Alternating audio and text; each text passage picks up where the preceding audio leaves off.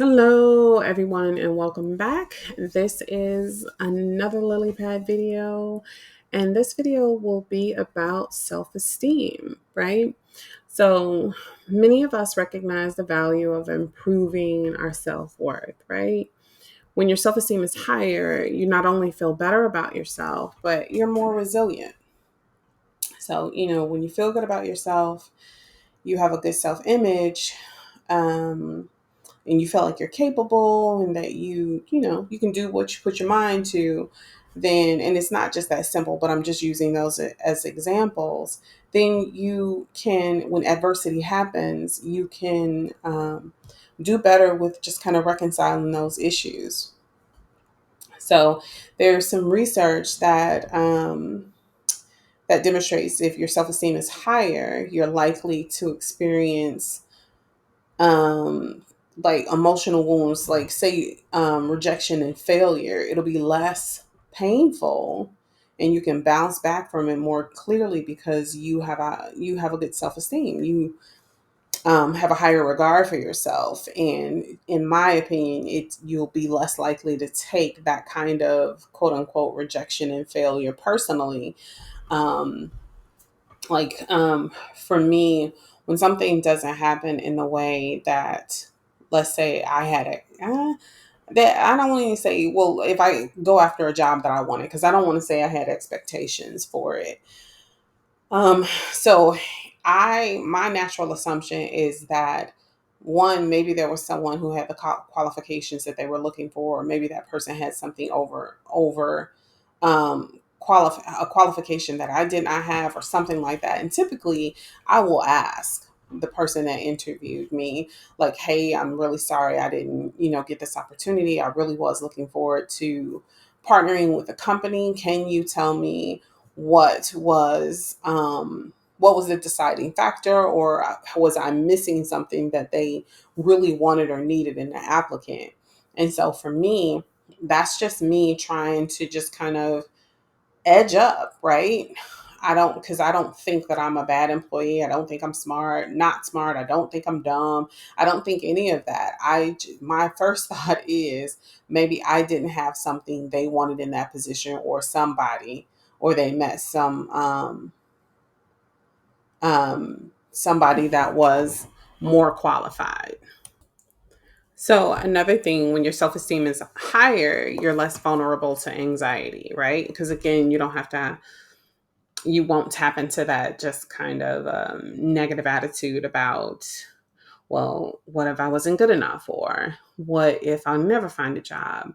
Like all of that, just kind of mental stress, those mental stressors don't really affect you because you can objectively say that, oh, okay, well, that's fine. This isn't the only opportunity. There's more. Um, there's also another biological thing that happens when you're stressed. You release a lot of cortisol, and it has like just a really negative effect on your mood, on your energy level. It just really saps you. So if you notice when you're overly emotional, sometimes after you come down, you're extremely tired. Um, you know, it's just wonderful to just try to figure out how to go on, well, I guess start a journey to feel better about yourself and feel better about who you are and where you're going to go. And in this video, I want to try to convey that to you with some tips and tools and just some encouragement also. I do want to say that, improving your self-esteem isn't an easy task. So I don't want you to just take the tips and tools in this video and think, okay, if I do everything in here, I'm going to have high self-esteem, I'm going to feel so much better, things are going to change overnight. It really doesn't work like that. Feeling better about yourself is a journey. It starts off with, in the last video I discussed that compassion, just having compassion for yourself, so that you can understand that I'm not a bad person. And if I make a mistake, if I don't do everything right, I'm not going to punish myself for that. What I'm going to do is take it easy with me, right? I'm going to learn what works for me. um, and I'm going to learn what doesn't. So, and also just understand that self esteem affects everything. Um, so it affects not only what we think, but how we feel and how we behave. It has significant significant impact on whether you're happy in the way you enjoy life. If you think about it, sometimes people with low self-esteem, and not all people with low self-esteem, because there's some people with low self-esteem that are just really social, really out there. But contrary to that, there's people with low self-esteem that don't go out and they don't enjoy themselves. They don't want to interact with other people because it's scary, the anxiety, you know, number of reasons, right?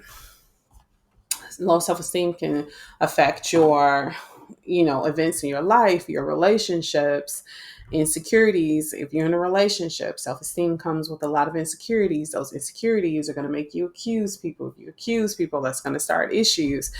The same way with work. I remember when I was young, when I first started working this job, and the boss, she would do this thing all the time about, hey, I need to talk to you later. Nothing else, but I need to talk to you later. Well, when I didn't feel good about myself, those were the most torturous, most torturous time ever. Because it's like, oh my God, is she gonna fire me? Am I not gonna have a job? Is she gonna ring me out? What's gonna happen? Like just going through that, just not being able to breathe because I was so anxious sometimes. And if I get in there, of course, it was nothing so dramatic or drastic. It was probably simply just kind of either going over something more that she wanted me to do, or telling me I did a good job with that, or just kind of reassigning me to another person. Because we worked in teams. So, and it didn't matter how many times I went in the office and there wasn't an issue, my anxious brain would still think, I'm getting fired, something's going to happen. And so that's what the self esteem is. Now, if my boss were to tell me, hey, I need to talk to you for a minute, I'm going to say, okay, and I'm going to keep working. I'm going to do whatever it is I'm doing because I know that I'm a good and capable employee. I know that I'm smart, I'm innovative, I'm creative, I'm helpful, I'm really good at self esteem. Like, I know all these things about me. So there's not, unless I made some drastic boo boo, and I'm one of those people, like I'm really efficient. So if I did make a mistake, I know I made that mistake, and I'm telling you I made that mistake and how I corrected it. So I don't do that in the sense of, oh, let me tell you before I get in trouble. I do it in the sense so that you can understand that, hey, this happened, just in case someone bring it to you. This was the fix. It should be fine from here on out, but I just wanted you to know, right? Um, Also, just understand too, like there will be difficult things that just kind of affect your self esteem. Breaking up with someone, illness, loss of income, um, low motivation, all of those things will just kind of affect your self esteem. You know, people, with a healthy self-esteem, when things go right, they can maintain balance. If things go wrong, they can maintain balance. But if you have a lower self-esteem, here comes the anxiety, here comes the depression, and then your self-esteem will just get lower because that negative belief that you already have about yourself was proved, because here it is happening again, right? And so, I'm going to help you understand the difference between healthy versus just kind of impaired self esteem. So, for explanation purposes, I'm using the healthy versus impaired because I want to make the distinction between just understanding that, like, where your self-esteem may be impaired rather than calling it low, because there are people who, conceited people and narcissistic people, believe that they have high self-esteem, but they actually have an impaired self-esteem. So technically it's low self-esteem, but it doesn't look like that because their ego is so inflated that it compensates for the shame and insecurity that they feel deep down inside. And the ego inflation is very, very, very much so not rooted in reality. So if you think about that person, boasting is an example of just kind of that inflated ego. Boasting is, it indicates that the person is dependent on someone else's opinion of them, and it reveals impaired rather than healthy self-esteem. Most people who feel good about themselves, they don't go around like, hey, I'm great, I'm the best thing since sliced bread, baby. If you ain't had me, you ain't had nothing. So no one does that when they feel good about themselves. More often than not, that person, a person with healthy self-esteem is pretty balanced, right? You'll see that I'm a good person. You'll see that I'm a good thing. You'll see all these good things about me. I don't need to tell you beforehand. And if you think about the conceited and the narcissistic person, they're telling you beforehand so that they can already implant a seed, in your head. Like, well, he said he was a good person, or they said they were great. They said they were this, right? And then, they'll figure out a way for you to just kind of excuse the flaws. But we'll get into that later too. So healthy, like again, so healthy self-esteem, you honestly and realistically assess your strength and your weaknesses. That person with healthy self-esteem isn't concerned, like I said, about others' opinions, right? You accept your flaws without judgment, and you just kind of accept yourself, period. And so that doesn't mean accept yourself like when people say you just gonna have to accept me the way I am, and if you irritated by this or you're upset about that, don't worry about it because that's just me, that's who I am. It's not acceptance in that sense where you just gonna have yourself out there just raggedy treating people poorly and doing just really not so good things. Accepting your flaws is understanding that, okay, so I don't do well. Let's say if you get defensive when someone bring up something you've done wrong. Well, it's not good to be defensive. When you notice that, like, okay, yeah, when someone brings something to me, I do get angry, I do get a little touchy. I do need to fix that. And so it's realizing that you need to fix something and working through it so that you can have healthier relationships and people can feel safe enough to bring things to you versus you biting their heads off because, okay, this is something I feel bad about this anyway. And so when you bring it to me, it makes it even more apparent that I'm either a bad person or I'm flawed in some way. So people with healthy self-esteem just look at it in a way that, hey, I need to tighten up. So impaired self-esteem again is it negatively impacts your ability to manage adversity and disappointments. Again, your relationships are affected, even your relationship with yourself, right? So when your self-esteem is impaired, you feel insecure, you compare yourself to others, and you doubt and criticize yourself. um, you don't recognize your self-worth nor honor or express your needs or wants. Instead, a person with impaired self-esteem may sacrifice themselves. Like, I've always hated the term, oh, he'll give you the shirt off his back.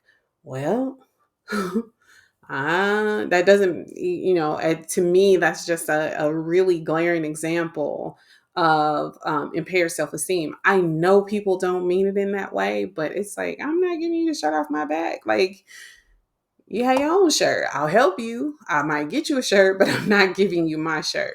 So I don't know. I know that's probably way too deep into that to that saying, but it has always rubbed me the wrong way. Um,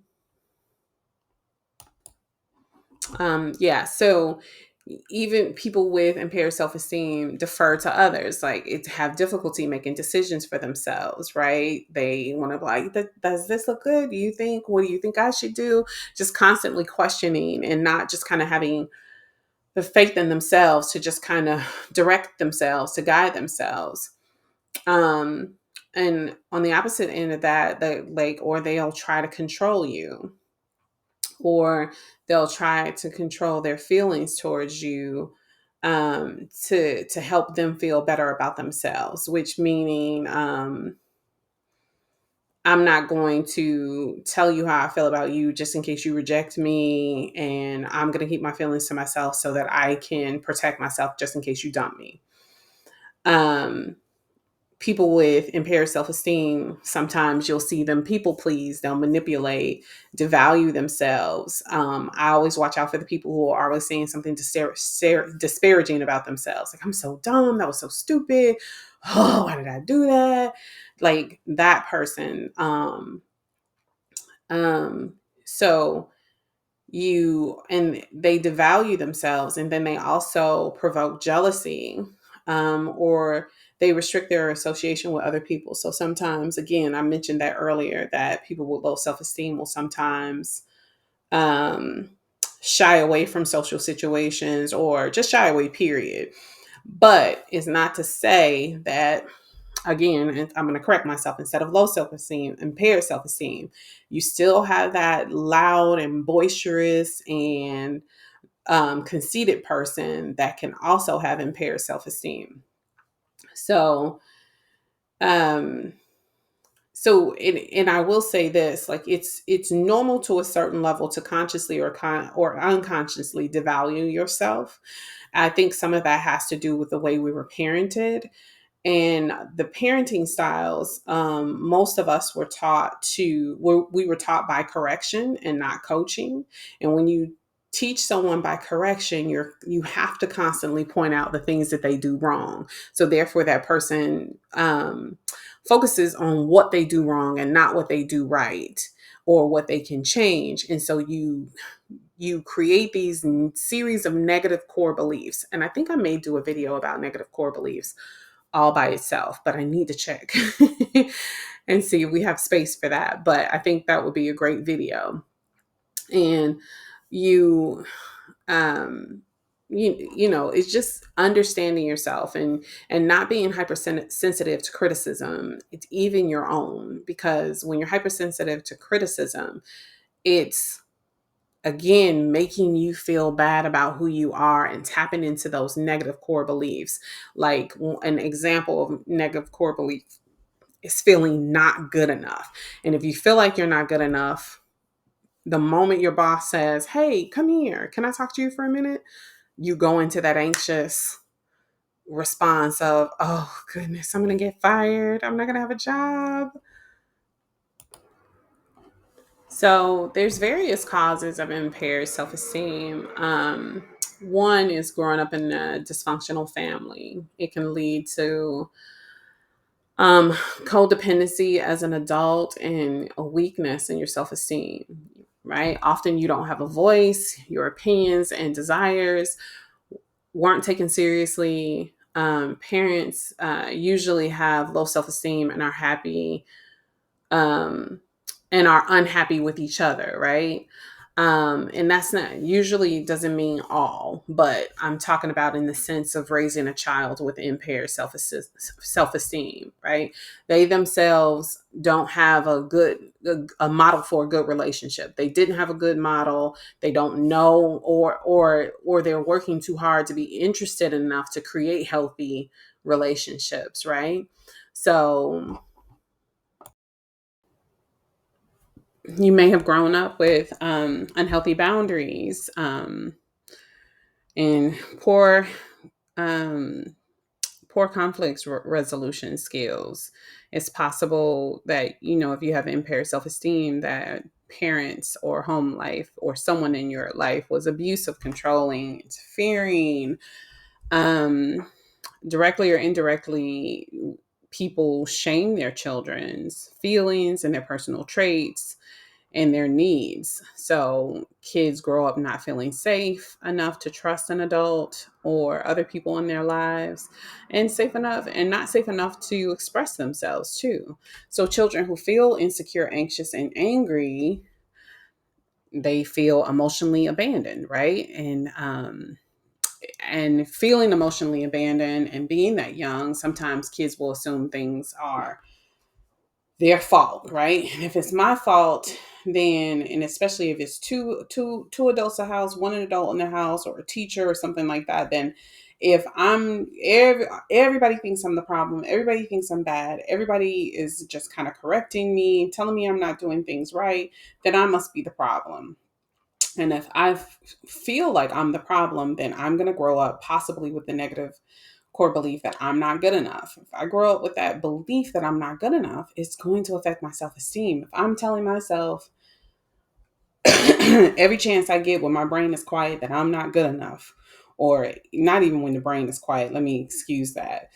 If I'm telling myself every chance I get that I'm not good enough, then it's going to be very difficult for me to change that belief and then say, oh, I'm good enough. I love myself. And I will say this, if you have the idea that you're not good enough, unlovable, unworthy, in a myriad of other just kind of negative core beliefs, it does not coincide with having high self esteem. So that's one of the things I really want people to think about. When you have these inadequate when you feel inadequate, excuse me, and you feel inferior, you grow up codependent with low self-esteem, and you learn how to hide your feelings, you learn to withdraw from others, you try to please people, you become aggressive, you walk on eggshells.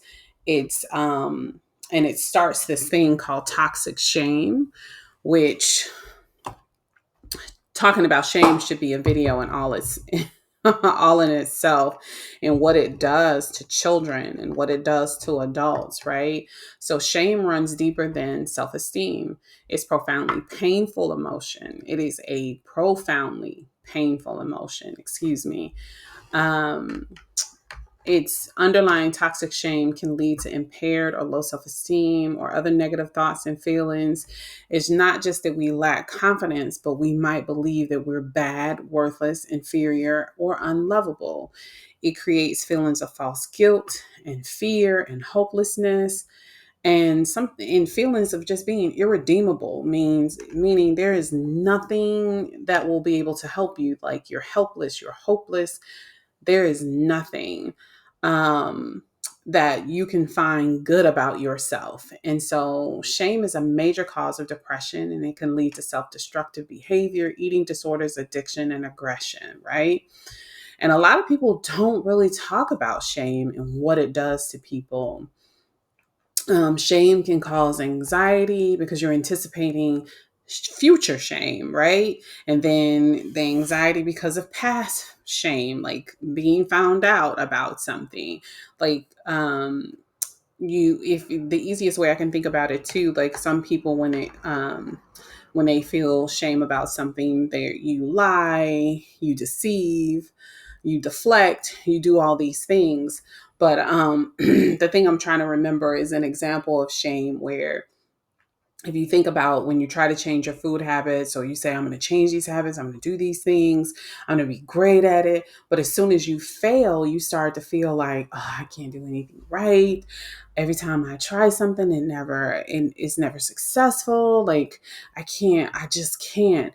And what that stems from is just that shame of you feeling like, I am not good enough. I am no good. I can't do anything right. Everybody else around me is doing better than me. Um, it's just, it gives you this really skewed view of yourself, and it's so very unhealthy. So shame is something you really have to work on. Um, and sometimes you don't realize it's not necessarily the judgments of others, or the rejection of others, but it's a lot of times the fear of meeting your own unrealistic standards. Like, when you expect yourself to be perfect and you're not perfect, and then you have shame behind not being perfect, then it starts the spiral of you feeling bad about yourself. Like, I'm never, like, if you have never ran a day in your life, it is unrealistic for you to expect to go out there and beat Shakari Richardson and then be upset and depressed when you haven't beaten her. Well, duh. You're not going to beat her. All the training she's put in, all the things that she's done, and not that she's better than you, but she put in the time and you didn't. So your expectation can't be that you're going to go out there and do the same thing that she does. Now, mind you, that's an extreme example, but for some people who struggle with shame, if you look inside yourself, you can see that you still have those really you have that skewed perception or expectation of yourself. It's not healthy. It's very self-destructive, and what it really looks like is perfectionism. If you expect to be perfect, you expect to fail. It's just not going to happen in that way. And self-judgment can paralyze you, especially when you're indecisive. That internal critic, it paralyzes you because it's there to just step in whenever it feels like, I see some faltering there. Let me get you. Okay, so how do we raise our self-esteem, right? So our self-esteem um, is generally determined by our teenage years. At some point, you're just kind of setting the stage for your self-esteem. Um, you so for some people, you're setting the stage to struggle with your self-esteem. Um, for a long time. I'm not going to say the rest of your life, because I'm a firm believer that you can change anything when you change your mind. Um, you can build a healthy self-esteem by changing your mind, creating habits that are healthy, exercising self compassion. So, raising your self esteem means getting to know and love yourself, right? Building a relationship as you would with a friend. And I say that all the time. Like, when it comes to the negative self talk, I tell my clients all the time, if you wouldn't say it to a kid, someone you loved, um, then don't say it to yourself. Because if you're saying these negative things about yourself, and I think I've said it in previous videos too, you are not you it's going to have the same effect. You're going to feel bad about yourself, you're going to feel horrible, and you're just not really going to show up for yourself, and that's not what you want to do. So build that relationship as that you're your own best friend, right? This takes attentive listening, quiet time, and commitment to yourself. And commitment in the sense that I'm not going to give up if things don't go in the way that I think they should. I'm gonna say this because there are some times where, when you want a relationship with a significant other and you want it really bad, you'll stick around for some really trying times. So all I'm asking is you extend yourself the same courtesy, the same commitment. Not that you should commit yourself there. That's a whole other video. But what I mean is, just commit to yourself, stick in there, stay by yourself. The alternative is to be lost, and you don't want to be lost. You want to love yourself. You want to improve yourself. You want to just win. You want to win. And you want to just kind of dispel those really negative things you believe about yourself. Where we can raise our self-esteem is recognizing the signs, being able to just kind of spot clues that your self-esteem needs lifting. Like, many people think they have good self-esteem, but when you have those quiet times and your brain is just telling you all these horrible things, like, that is a good example of, okay, something might be wrong here. Let me explore and figure out why I'm feeling this way, or why I'm saying these things to myself. Root out false beliefs. Just challenge those negative core beliefs. Learn how to identify and deprogram those false core beliefs. Like, you are good enough, right? You're not a failure. You're not worthless. You're not all these negative things that you were either taught as a child or you accepted as a child. And a lot of things I tell my clients, one thing I tell my clients to do is to realize that some of the voices or some of the things they say to themselves didn't originate in their brain. It originated with someone at school, someone at home, maybe a parent, maybe a grandparent, maybe a sister or a brother. If it didn't originate with you, it definitely doesn't belong to you. And if it did, even if it did originate with you, you want to look at the things that triggered that belief so that you can just kind of process through it and understand that just because you believed it doesn't mean it was true. Identify cognitive distortions. I did a whole video about cognitive distortions, black and white thinking, jumping to conclusions, emotional reasoning. All those things are just, those distortions will change how you see yourself, what you think about, like how you think. It will, it will just kind of, it really skew you. And so go back to the video in which I talked about positive psychology. Like, it's very, very important to stay positive, to practice positivity. Journaling, getting those feelings out, getting them out of your head, because the one thing you don't want to do is you don't want to ignore them. The more you ignore them, they get bigger, badder, and stronger. So you want to get them out. Say everything you need to say, tear the journal up, do whatever you need to do to just kind of get it off your chest. And some people like to keep their journals and read them later.